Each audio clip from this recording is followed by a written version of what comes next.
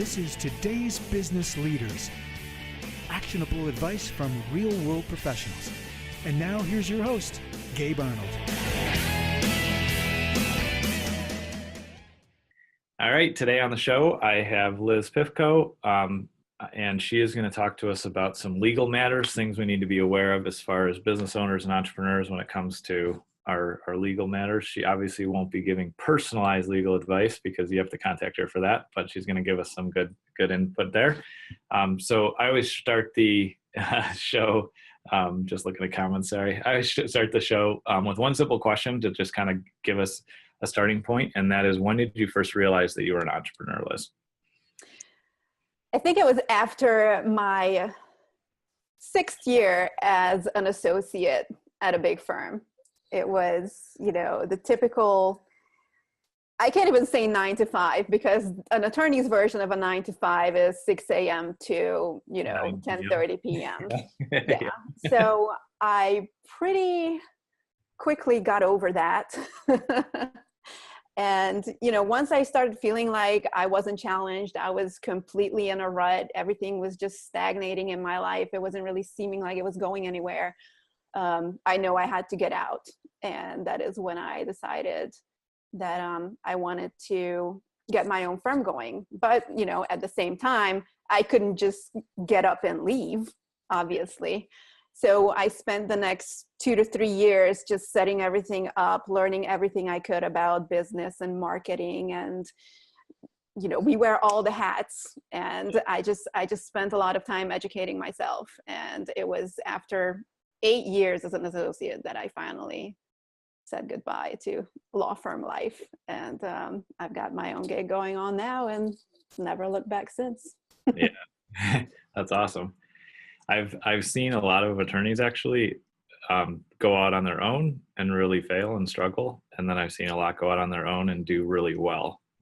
What has been your experience with that? Because I think sometimes you start in a big firm, and I'm not an attorney, but it looks like from the outside, somebody's in a big firm and they got stuff coming in and they got cases and they got work. And then when they go on their own, they kind of overlooked or were unaware of or ignored the marketing that happened for their original firm that they don't have. Right. Because when you go work for a large firm, they just basically plug you into an already working marketing machine. They are taking care of all the business aspects of running a law practice. And when they go out on their own, that's when they realize, first of all, they did not learn squat in law school about running a business. They don't know what it takes to market yourself, to crunch your numbers, to work with a team, none of that stuff. So yes, they fail miserably because while they are excellent practitioners, they're not that great at actually running a business and being mindful of everything that goes into that and juggling those responsibilities. So it's unfortunate. A lot of them get over it and they become very successful. And a lot of them just go back to law firm life and let other people handle all that stuff. You've got to be cut out for it. Yeah, for sure. And I think there's 2 ways that I've seen people emerge out of that. One is they actively learn the skills of business management and marketing, and they figure it out, and they've got enough of a runway, or they survive, or whatever it is. And then the second path, which isn't really an entrepreneurial or business answer, but it does work, is people are so good at what they do that they just over time, the only marketing they really build is like referrals. But that seems scary to me. So for you, couple kind of questions, and I'm going off on a rabbit trail, sorry, but we talked about how you kind of realized 6 years in that you really want to be an entrepreneur, not just work somewhere. Right. Did that come from somewhere like in your childhood or past experience? And then, let's just start with that. No, it actually came solely from the realization that I was not cut out to be an employee. Gotcha. And it took me a really long time to realize that because I've held jobs with employers all of my life. I didn't have a lemonade stand when I was a kid. None of that experience. I just one day woke up and said, if I'm doing this same thing 5 years from today, I don't know what I'm going to do. I need to get out. This is not exciting at all. And so then you step out, and which obviously you figured it out at this point, or you're figuring it out like me. I try to figure it out every day. But which path did you fall into initially? Did you think that everything was just going to work, and then you kind of got some hard reality, or did you step out with a plan and you knew you had to be a business owner and do marketing and things like that? Oh, I stepped out with a plan, and I ended up promptly throwing it out when things actually started happening. Yeah. So, but the most important thing was the mindset shift. And, that tends to be kind of a dirty word online nowadays because some people have ruined the concept, but it's true nonetheless. I was able to just start going with the flow. And once I accepted that there will be times when things are hard and I will face situations where I'm not going to know what I need to do, but I can figure it out. Like once I got comfortable with that sort of unknown and trusting myself that I can figure anything out, things just started working out. Yeah. Because I was not spending that energy being nervous anymore. Right. I was actually focusing on solutions, even though I didn't know what they would be. Right. I can come up with solutions easily now in any situation. Definitely. And I think you mentioned something that's something that's been reoccurring for me the last, probably, I guess just this year so far, is you mentioned at the 6-year mark, you realized that you were stuck there and you hated it, which to me is a lack of momentum, and entrepreneurs need to feel momentum to feel successful and feel okay. It doesn't have to be easy, but they have to feel momentum. Exactly. There's a big difference there. So when you stepped out and you threw away your plan, or you ran into challenges and problems, at first, did you feel like you were stuck again, and then it was that mindset shift, or did you already know you were okay because you were headed the right direction? Share with us what you mean by that mindset shift, because I think that's a big, big change from being employee to being entrepreneur. I did not feel stuck. I knew that it was going to work out because I was able to realize that every problem has a solution. Okay. And once you know that for a fact, just know that the problem has a solution. At that point, if you decide that you're going to do whatever it takes and put in however many hours it takes and go through all those growing pains of understanding things that you've never understood before, once you do all of that, you are able to come up with a solution to the problem. I just always knew, like, yes, it's a problem. Yes, it sucks right now. But at the end of the day, I'm going to solve this. I'm going to get through this and everything's going to be fine. So that was the biggest mindset shift, accepting things that things will get hard, and then deciding that I'm going to push through that anyway and come out successful on the other side.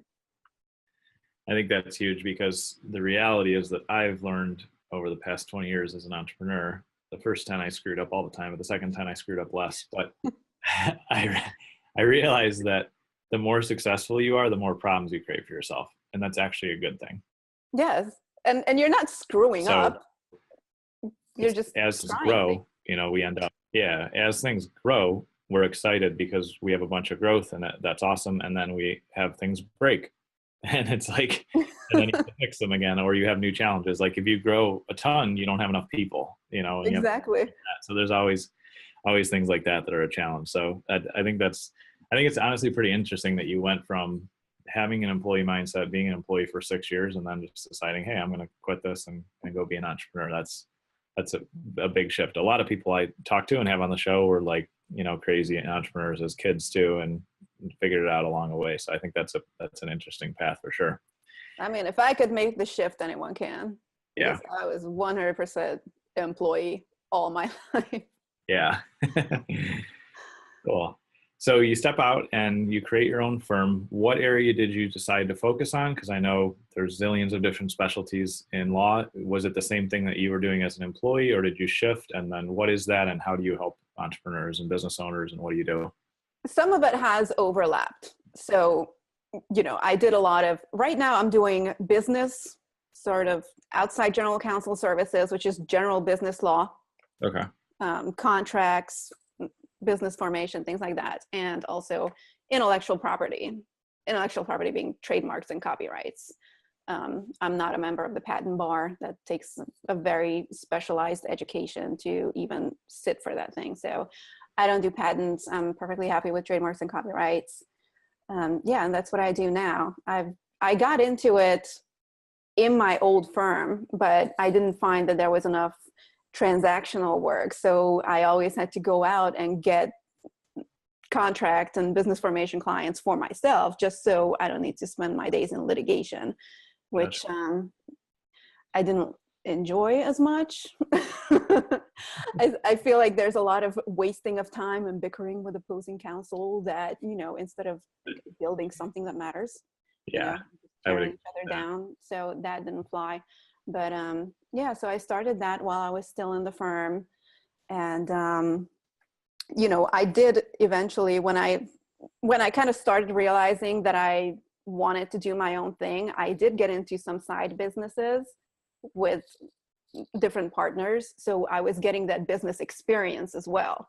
So, you know, that definitely helped a lot. And, you know, I created a couple different streams of income, which was a great learning experience. You know, getting money is good too, but it was mostly for the experience that I got into those things. But you know, I always kept coming back to the law. Like I would never let go of that. Yeah. So I was doing things on the side and practicing law at the same time, but eventually it came down to, this is what I want to do. Like even when I'm in a business with two other partners, I am always the one harping on, do we have a privacy policy? Do we have a contract for this relationship? Do we have this? Do we have that? So really, I was just the attorney in every venture that I entered. So, you know, that's how I am in business law right now. Yeah, that makes sense. And I totally understand that. One of my business partners is an attorney, and he's very valuable and keeps us all out of trouble. So it's awesome. Good.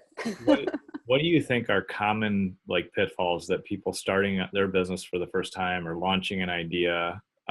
What are the things that you just see all the time that could be really fixed very affordably and very simply so that you're on solid ground? Because I unfortunately have run into plenty of people when I'm doing business consulting where they don't have an LLC formed or any type of structure. They're operating by themselves and they're just open to a lot of risk. And I'm not even an attorney. That's just my opinion of what could be going on. So what do you see that are common things that are just huge red flags and stupid to do that are easily fixed that don't cost, you know, hundreds of thousands of dollars?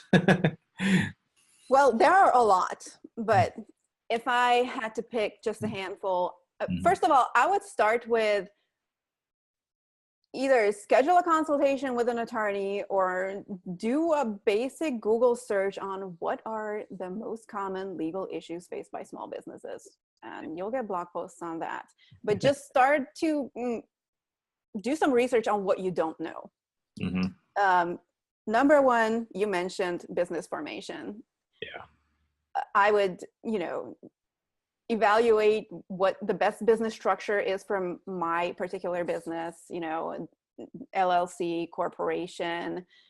You want to be a C corporation, you want to be an S corporation, you want a partnership. What kind of business structure do you want? It's important because, first of all, it protects your personal assets from liability for business debts. So if something happens where the business gets sued or goes under or incurs a huge liability, if you have a separate entity for that business, like an LLC or a corporation, that business is considered a separate entity from you. So only business assets can be seized to satisfy a business liability. Now, if you don't create that separation, you're exposing your personal savings account, your personal assets, your house, to essentially being taken to satisfy a business debt because you made a bad deal. And, you know, people just starting out make plenty of bad deals for that to happen. So definitely separate the business from you. So that's number one. It also has certain tax benefits. You know, you can deduct your expenses. You can, if you form a corporation, you can escape self-employment taxes and things like that. So you need to talk to a CPA about that, but just be mindful that having a business entity can also help you with your taxes. Number two, I would say, one of the first things you do as a business owner is name your business, name your products, name your services. When you come up with those names, before you start investing all your time and money and energy into building that goodwill, just make sure it's not, owned by someone else. Yeah. Because if you have to go through a forced rebranding 3 years down the line because you've been infringing on someone else's trademarks. I mean, there is nothing that takes your momentum away like that. And, not to mention the damages and attorney fees that you might have to pay if it comes down to a serious dispute. If it's not enough for you to just stop using that name, you can be tens of thousands, hundreds of thousands of dollars in the hole. So, and that usually spells the end of the enterprise. Yeah. Another thing I would say, written contracts for every business relationship. And I don't care if it's your mom and dad or your wife or your cousin or your best friend, especially if it's your best friend. Yes. Put every contract in writing. Every relationship in that business should have a written contract.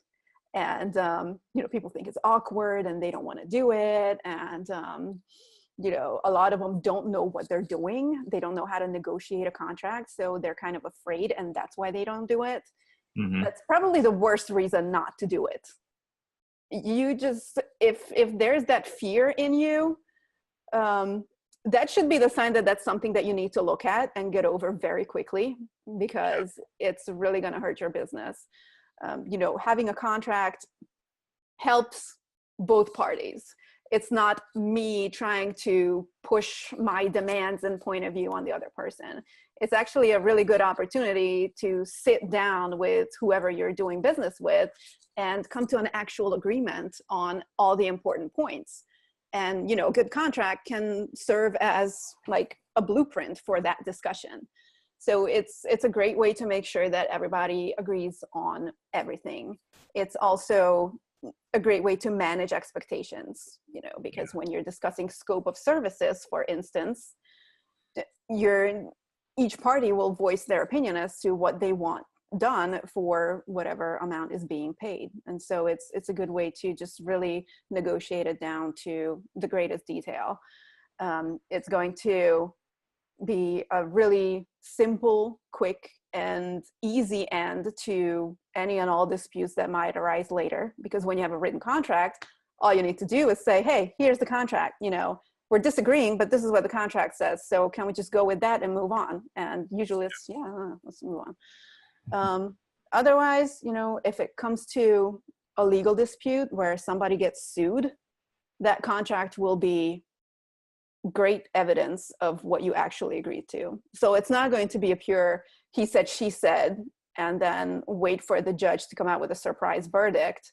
You actually have evidence of what you agreed to, and you can be quite confident that a judge will rule in accordance with what's in that contract as they're supposed to. So what else? Yeah. Those are I'm good. trying to quickly throw out all the legal things that I can think of. No, you're doing great. I think those are great answers, because I'll give a couple examples from my own business and life along those lines, because I think you're totally right. Is one, fortunately, I was not an idiot when I formed my construction company years and years ago now, 15 or 16 or 17 years ago, who knows how long ago, because when I had a couple customers stick me for $250,000 and I had to close the business, I was closing the business and my personal assets were somewhat protected. I screwed up and signed in a bunch of stuff personally, which kind of voids all that, which is another reason why I should have had a attorney looking out for me. But at least I had some level of protection there that ended up working out okay in the end. So whereas if it was literally no business and it was all run under me personally, I would have had things attached to me that would have been super hard to get rid of, and I could have had permanent, liens on my bank accounts and just all that messy stuff. And I don't know how it would have recovered. It would have been very difficult. And the second example, which just to kind of reinforce what you said, is I had been working with this former client for 4 years, and I thought we had a great understanding of, everything. And I had things in writing. It's not like it wasn't in not writing. Like I had some basic stuff like in emails and basic understandings, but out of nowhere, and clients do this no matter who it is, just like you said, if it's your best friend or a partner or somebody you worked with a long time, if you don't have it literally spelled out in the contract, then they come back and say, well, that's not what I understood, because they didn't sign on the dotted line, right? Mhm. And so sure enough, this person got wacky and came back and said, hey, you caused me to blow $35,000, which I didn't, because I had in writing and proof and recorded training calls that I said, do not do this. It's going to screw you up. And they did it anyway. But then they came back and it was a big deal. And like, I had to bring my attorney in and I had to, work out a settlement, because that was the cheapest and best path for my company. But I could have avoided that if I would have stuck to what I know, which is to have a contract. Instead, it cost me, $3,000 or $4,000, which I didn't need to spend. See, when you don't have a contract, it doesn't matter if you're right, because it's going to cost you $10,000 to prove that you're right. Exactly. Whereas if you do have a contract, it's going to cost you however long it's going to take you to go to your office and pull up that contract. Very little. Yep. Yeah. So definitely have a contract. Always. And like you said, it's not a way of being, it's not there to be tough or mean or like negotiate something that's unfair. It's to make sure you're totally both on the same page. Exactly. And it just makes communication clear. It's actually a positive communication tool. And people have a negative thought, connotations about a negative mindset, because they've probably they think, attorneys, court, lawsuits, which is what happens if you don't have contracts. Exactly. And when you have a clear contract, the odds of you going to court are extremely low. It will happen. I'm not, at least in my opinion, but it's just extremely low. So I mean, I can't encourage people enough to, reach out to you, which we'll share your links and content and stuff in the show notes, and I'll drop it in the chat here for Facebook Live. We'll definitely share that. But I just can't encourage people enough to get things formed the right way, from your business to contracts. And a couple of kind of questions around that are, if you say somebody does a pretty standard type of job frequently for their clients, is there a way that you could set it up so they could use a template and fill in the blanks and not have to contact you about every single contract that they do every week? Or do they really need to have somebody that, in a sense, acts as their in-house counsel? How does that work? Okay, so if I'm understanding this right, so if you can use templates, it's fine to use templates. There is such a thing as, like a master service agreement, which you should always work out with your attorney, which will be like your main contract. And then you can modify that, either the agreement itself, but more with, schedules and exhibits. Okay. For, projects which may arise later under that same general understanding. I will be coming out with some products which involve legal templates that people can customize. It's in the works. I would be happy to talk to you about that in a little bit. The difference is, I'll have different types of worksheets and checklists and explanations and videos to go along with that. So it's going to be very different from what you would find on, let's say, LegalZoom and similar services, which I would definitely recommend against. Simply because, I've been to LegalZoom just to see what these people are doing. And, my first impression was, how do people even understand the questions that are being asked in order to come out with that form document? And how do people understand what's actually in it once it spits out a form document at them at the end of the process? And there's really no way they can understand it. Yeah. So they're not much better off than not having a contract, because having a contract that you don't understand, how do you know you're protected? So riskier almost in some senses. It is riskier because you think you're protected, so you're done thinking about it. Yeah. And so, I don't want to go through a whole thing of trashing these services, but I would advise against using templates in that sense. But people ask me constantly for templates all the time, which is why I started doing this for my clients. But these are clients that I have an ongoing relationship with, who call me, and, we are on retainer. But I am coming out with something that would help entrepreneurs do it, like completely DIY it. It's in the works. It's just not completely there yet. So, but even like you said, the setup that you have with clients that you work with on an ongoing basis is good, because you can give them a template, their business, how to protect them, and you can say, you can fill this in, or you can attach an exhibit, or you can keep them safe, which I think is really important. And LegalZoom, if anybody listens, they do a great job of not really showing this, but if you listen to their commercials, or if you see any other site, they say, we're not attorneys. Right, they're document preparers. Yeah, so it's like, I'm not an attorney, so of course it's not going to protect you legally. So yeah, so I mean, I've seen people format through that, and I've seen the same outcomes. Like, they don't know what's in there, and they're not really protected, or they're not structured right from a legal standpoint or a tax standpoint, and so they end up reforming things. Yeah. And I'm so fundamentally opposed to people going to these websites, but I see that they do. Yeah. Like, if hiring attorney is 100% out of the question, there's nothing I can say to these people to dissuade them from doing it themselves. And that is why I'm coming out with the products. It's because it's just, I want to make sure that they do it right. And there's nothing out there that I know of right now that is so extensive in explaining everything, and what all the clauses mean, and how it affects their business, and how it relates to like all the other clauses. And, so even though I'm against the DIY stuff, some people will do it. So they might as well get the help that they need.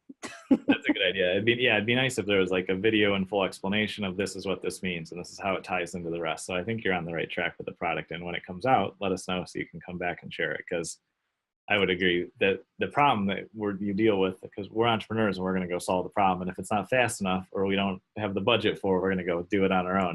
And of all the things that you should not do on your own, and I'm speaking from experience here, people, is don't do your own legal work, and don't do your own taxes, because you will just blow hundreds of thousands of dollars. And when you do it right, you save hundreds of thousands of dollars. So I totally. It's kind of a no-brainer, but if you don't have the funds, you don't have the funds. Yeah, exactly. And then maybe you should still be working your day job and work on your business on the side. No, really. I mean, it's like, people forget that. It's like, if you want to be successful in business, you do have to fund it. And so you either better be absolutely amazing at sales, so you're funding it, and that's fine. And if you're not, then you should keep your day job and build this up on the side, and then step over when it's time, because not getting set up right is just a great way to go out of business. So. Yeah, unfortunately, people get this impression from, certain online personalities that you can just build a funnel and be a millionaire the next morning. And so they go and quit their jobs. And it doesn't work like that, does it? No, it doesn't quite work out that way. Or you might have a big poof, and you might have a big skyrocket of a funnel, and then you won't have that in a few months, and you don't have any sustainable processes or stability. Yeah, or you get sued. Yeah, exactly. What do you think is a reasonable expectation? I know this varies across the country, and that we won't even talk about international, which you probably know about international, but what is a reasonable expectation of me forming an LLC or corporation from a budget expectation? Either you can quote what you may charge or what people could expect, because that would be worth knowing just from a budgetary standpoint. I don't know if you can't answer that, you can just say no, but if you can, I'd be curious. It depends, of course. Typical lawyer answer. It depends. No, that's fine. So it's very easy and cheap to do like the most basic paperwork with your Secretary of State or Department of Corporations or whatever the state office is that deals with corporate registrations. It's rarely more than $150 just to file your articles of organization. Okay. And it's a very, very simple form. You literally answer like 5 or 6 questions. What's the name of your business? Yep. Now, to get that right, you need an attorney's help, so don't punch this up. But what's the name of your business? Who's your registered agent? That would be the person that receives service of process in case you get sued. It's a person within the state. Usually it's one of the owners. What's the corporation's address? Corporate duration, always perpetual. What's the business of the LLC? It's usually business purpose, any lawful purpose. So if you fill those out, pay your $150, you've got an LLC formed. EIN, free on the IRS website. Yep. And, that part is easy. Now, to form an LLC without an operating agreement that lays out the relationship of the owners is kind of, I wouldn't advise it, because why would you go into a serious business with somebody without defining the parameters of the relationship? Yeah. You need to know who is contributing what, both capital contributions as well as, what work they're going to be doing, what they're going to be responsible for within the LLC, who is going to be managing the business, voting rights, all these things need to be defined. And that's where it gets a little more expensive, because that's when you need to hire an attorney and get that contract right. So I would say anywhere between, $800 and $3,000, depending on the attorney you work with and how extensive the agreement is, how many partners there are, how complicated the business is. LLCs are simple. Corporations are a little more complicated, just because, there are shareholder rights and all of that. So plus with corporations, you'll have your bylaws, which also need to get drafted. So it can go up pretty far. So the more thorough you are, the more expensive it gets. Yeah. But like a complete package can be anywhere from like $3,500 to $10,000, depending on how much you want in it. Okay. Because, and correct me if I'm wrong, but when you have multiple partners, you do have to spend the time with your partner and with your attorney to clarify fully who's doing what. So it's not just random or undefined. Whereas if you're just a single owner, you can form an LLC by yourself and you still have an attorney involved, but you can be at that 800 probably budget, or maybe even less if it's just a super simple single member LLC. There's no complexity because you are the guy or girl who's running the company. It's you, right? There's no other owners. Yeah, right. So it's a lot less time arguing about who does what. You do everything. End of story. Exactly. From an ownership standpoint, obviously you can hire employees or bring in contractors or do a lot of other things, which you still should have contracts for. Exactly. But it's not like you're getting married. Right. Which is the way I always tell people, like, I'm not married to my girlfriend, but we have more paperwork than anybody that's married because we have multiple businesses and rights and survivorships and death transfers and all this weird stuff that my attorney put together. And that comes in when you're drafting an operating agreement or a shareholder agreement too, is like what happens if one of you gets disabled or passes away, like what happens to that ownership interest? Because in some state, the spouse of the owner will inherit that business interest. Exactly. And you probably don't want your former partner's ex-wife to be making decisions in your business later on. So it's definitely something you need to consider and put in that contract. Yeah. And also like figure out how to finance a buyout should you be interested in buying out that ownership interest, especially if the business scales and that person's portion is now at 7 figures. You want to think about how you're going to fund that and how that's going to be determined. So exciting contractual issues. I've seen the bad side of that. I actually had somebody lose everything, a friend of mine, because of exactly what you said. It was a partner that got divorced, and then the ex-wife of the partner. There was nothing wrong between the partners. They were good. They were friends. It was great. But the ex-wife of the partner, they didn't have a good operating agreement, a good contract, and a good buyout clause. And so the ex-wife was trying to claim, 50% of the business or take everything that the partner had. And it ended up working out, but they literally went through, tens of thousands of dollars with the attorney, and they had to pay her out something because it wasn't spelled out. She didn't end up stealing half the business, which she could have if they got in front of the wrong judge because it wasn't spelled out. And I've been in court way too many times, and if you don't have it clarified ahead of time, the judge will step in and do whatever they feel like. Is Exactly. really, I mean, they're supposed to be interpreting the law, but in my experience, you can tell me if I'm different, I don't think that all judges think like that anymore. I think that's an archaic mindset for judges. And so a lot of the times they're just like, this is what I think we're going to do. And that's what they do. I mean, I've experienced that personally as well. I won't ask you to No comment. explanation. You know, that's something I always had to prepare my clients for. It's like, whether it's a judge or a jury, you just Never can't know. predict how they will rule. Right. And So do as much in advance as possible. Yeah. Especially if you can get it taken care of in a couple grand. Oh yeah, it's so much cheaper because then you avoid settlements. Yeah, like even if you don't go to court, when you settle, you're paying somebody. You're paying out to the person coming after you. You're paying your attorney, and you're not working when you're focused on that and you're stressed out. So, couldn't agree more. And Joshua, just factor it in as your startup cost. You know. Yeah, exactly. Joshua had a question. He said, even with a single member LLC, in your opinion, is it a good idea to have an operating agreement, or what other things would you include in there? Would that help you protect your assets personally? Yes, it's definitely a good idea to have an operating agreement.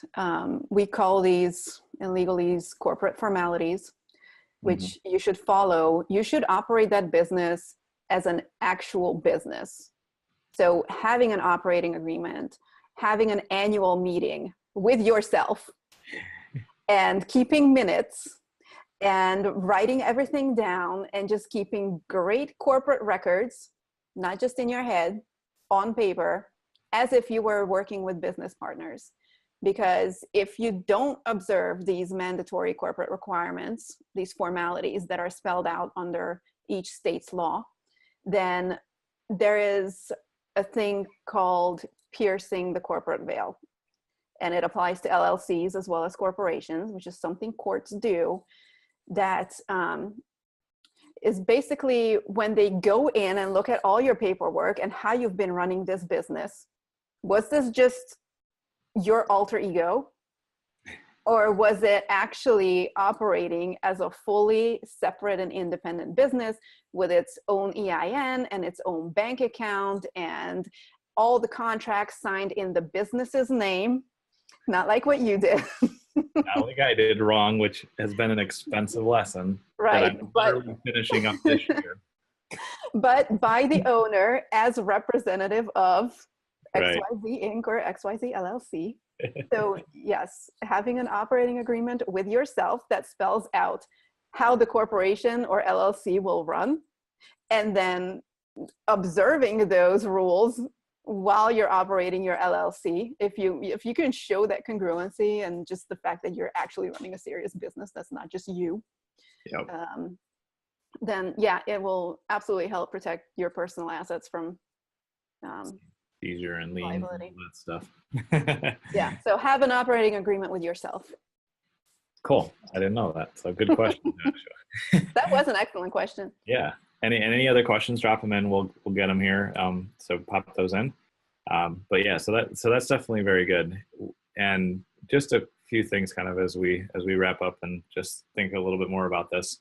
But one thing I've done is when I am working with my attorney or honestly anybody on a legal agreement, I always start as the business owner with writing a letter of intent or a letter of agreement that is like my understanding of what I want to be in the contract. And sometimes even because I'm an entrepreneur and you can tell me this is stupid, sometimes I'll even operate on that letter of agreement for up to 30 days while my attorney is formalizing it. And it says right in the letter of agreement that I have people sign while they're coming in, hey, this is just our working agreement. It's only for 30 days. And then when we sign the full contract, it's going to, that will be the full contract and this becomes void. I've done that because I like to move quickly, one thing, and I also like to have a little bit of a trial phase before I move into a full contract, and then also to give my attorney time, because I have one service that will turn things around to me in 24 hours, but I pay for that. And then I have my partner who's busy and an attorney, and things don't come to me next day. So what are your thoughts about doing that? Yeah, it definitely is a good idea to have a letter of intent, especially if you're actually doing work in the interim. So Yeah. you're not sitting around waiting. You are operating a business. You are serving your clients. You are, working with vendors and suppliers and contractors. I mean, it's a running business. So there should be something in writing, Hmm. even when the final contract is not finalized yet. Okay. So yeah, definitely a good idea. Once the contract is finalized, there's usually a clause in there saying this agreement supersedes every Right. prior writing and is the sole evidence of our agreement.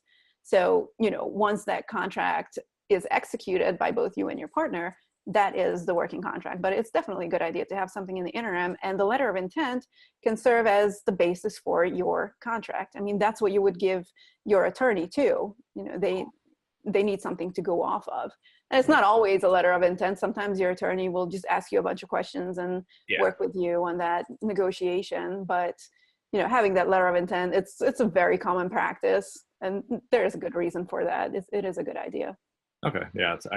It's been working. I was just curious if that was a good idea. And then, because yeah, you're right. You're either going to start with something like that, which that would be a great, I don't know if you can give something away like that. That would be a great resource to people because they don't even know how to form those. But I've done enough of them that I do use that. I use something that I use all the time.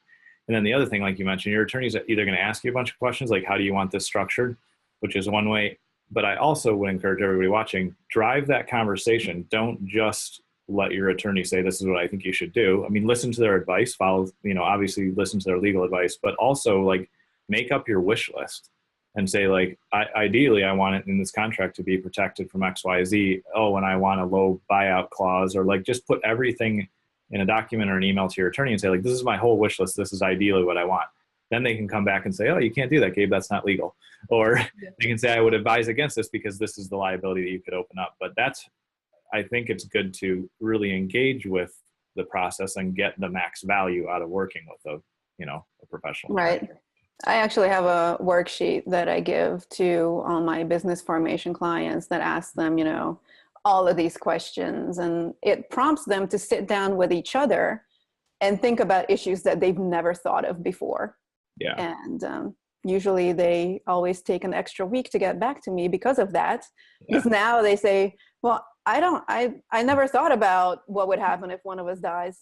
Yeah. Just how do voting rights work exactly? Like, what are our capital contributions? Oh, 50-50, maybe not. That's not what you were thinking? Okay, well, then we need another 3 days to work this out. So, cool. Yeah, definitely. No, you're totally right. And I think the other thing I would encourage people from a mindset standpoint is don't go, oh man, I gotta go hire an attorney. This sucks. Realize that it's really exciting and it's something really positive for you because you're planning for the future. You're planning for what's going to happen when something happens, or succession of the business or your family. You're protecting your enterprise. You're like building it the right way. Whereas like nobody in their right mind would go start building a house without a foundation. And that's what entrepreneurs do sometimes because they just don't understand the process. Right.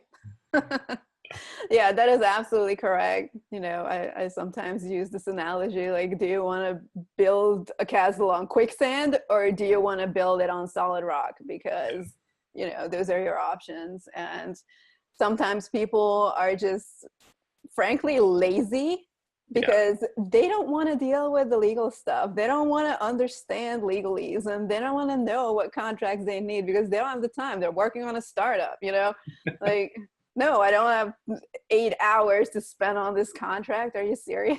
So there's always that pushback, but it comes back to what I was saying at the beginning of this conversation, is just be comfortable with doing things that you don't want to do. If you want to become a different person, then you are going to go through growing pains. And if you want to become a serious business person who's going to be taken seriously in negotiations, you need to know what a contract is, and you need to know what an LLC is and how a corporation works and what the different clauses mean. Because if you walk in and you don't know what the words mean, how seriously are you going to be taken? So just accept that you need to learn these things and you need to get better at it if you want to be a successful business person. That's all there is to it. I totally agree. Anybody can get good at it.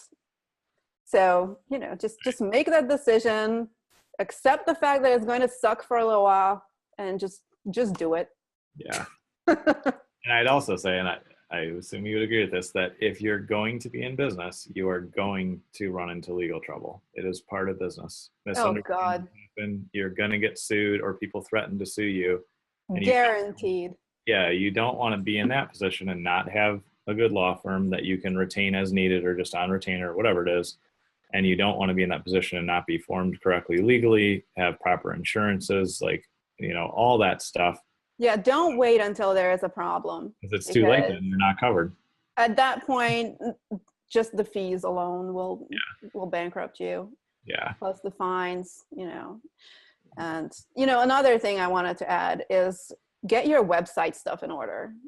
Like a lot of people that find me online are people who are online entrepreneurs, whether it's e-commerce or marketing agencies or whatever. It's, if you have an online presence, make sure you have your privacy policy, which is required by law.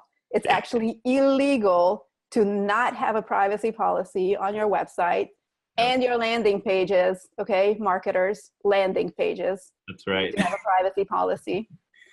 So not only are you asking the FTC to fine you, if you don't have a privacy policy on your landing page, you can get your ad account shut down by Facebook.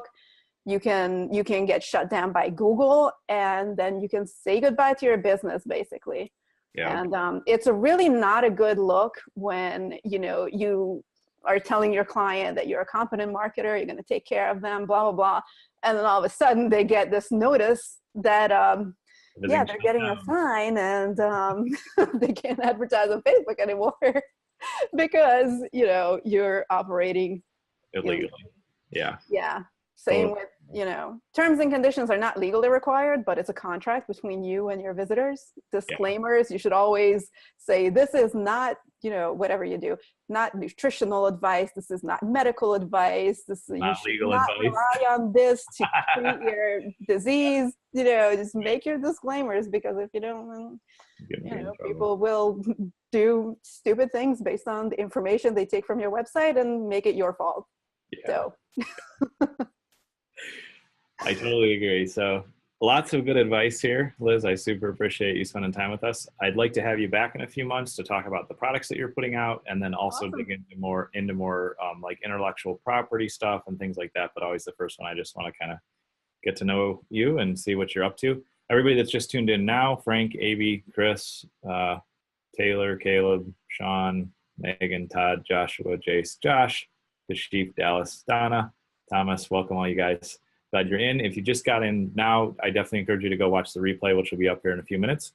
And of course, we are going to release this normally like we do for all our podcasts on iTunes and YouTube and all that.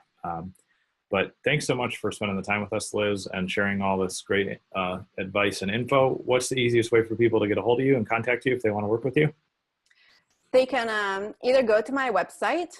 It's Corvinus, that's CORVINUS law.com, and schedule a consultation there, or they can find me on Facebook. People find me on Facebook all the time, so I have no problem with that.